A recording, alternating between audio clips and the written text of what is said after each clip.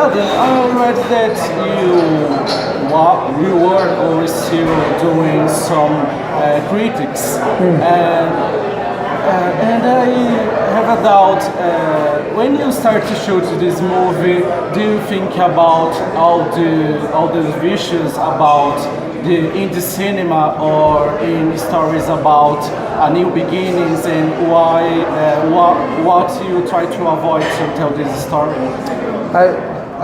What to avoid when I was writing the script for this film? I really wanted to, making Easy Living. I really wanted to try to subvert any cliches or overcome any cliches as much as possible. I wanted to take the film in very surprising, different directions and make something as different as I could, you know. And like, there's definitely some tropes or conventions about indie filmmaking, independent American filmmaking in the film that I wanted to kind of play with, but I also wanted to kind of move around them and subvert them a little bit too. Yeah. And I saw the movie instead of character. Do you have some inspiration to do a character like Shelley in your personal life? Some real inspiration to... What was the inspiration for the character, or did the character relate to me? Yeah.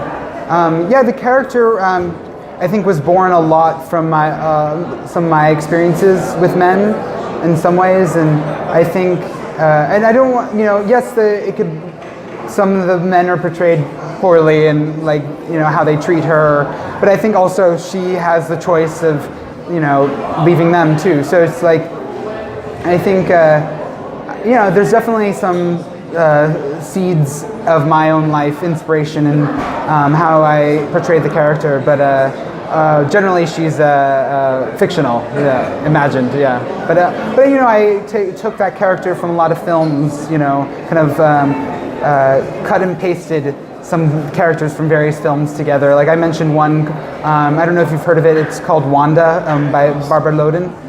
It's one of my favorite films, and what I love about that character is that, you know, in the first 5 to 10 minutes of the film, she like leaves her whole family, her husband, she like divorces her husband, she leaves her kids behind and like goes on her own little adventure, and it's almost like not explained, she just does it, and I just thought that was so like revolutionary, and I wanted to kind of see if I could pull some aspects from that story and that character and try to put it in mine in some ways, without, you know, obviously copying, but, you know, trying to kind of apply some of that movie to my movie in some ways.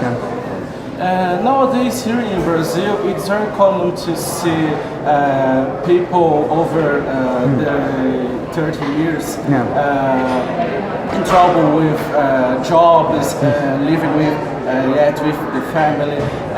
It's common in your personal life to see people in this situation. Oh, in my personal life? Yes. Yeah, I mean, you know, I went through some of this in the sense of in my own life, struggling to get work, you know, as everyone does. And I think, you know, noticed some of my friends who, you know, were all trying to, I think that's one of the main conditions of the character that I so connect with, and I hope the audience connect with, is that she's kind of this like stubborn dreamer. And she just wants to, you know, she doesn't know exactly what she wants, but she wants to kind of elevate. She wants to get higher than her life in some ways, but she doesn't really know how or why, or, you know. So I think that essence of the character I really connect with, and that's what I really value about her, is that she's a little bit of a fighter, even if she doesn't always make the best choices. And how about the choice of Caroline?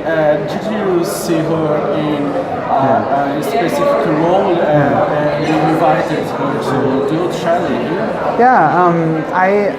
I've been a fan of Caroline Drivenov for 10 years. She was on this TV show, and it premiered in the US, in America, I think around 2004, called Wonder Falls. And I fell in love with her. I just saw she was so funny but so sensitive too. She could kind of do everything and just blew me away. So surprising. And then I followed her career And she was in another show which I loved, which is one of the same creators of Wonder Falls, is Brian Fuller, who created Hannibal, or adapted Hannibal to TV. It's a whole other type of character she's played. She's more of the straight man to the craziness of the two other characters. So I saw how much her versatility, and I knew how much she would commit and bring to the role and elevate it.